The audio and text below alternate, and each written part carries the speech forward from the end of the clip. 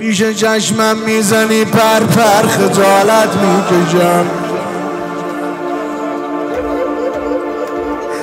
پیش چشمم میزنی پر پر خجالت میکشم از تو در این حال دردآور خجالت میکشم در قنوت از لرزش دستم پریشان هستم و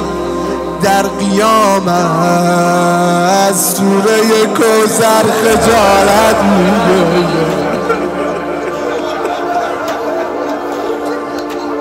فاطمه جان علی داره فاطمه حال من خوب است تو فکر مراعاتم نکن تو رعایت میکنی من بدتر خجالت میکشم آی آی راستش بعد از بلایی که سر تو آمده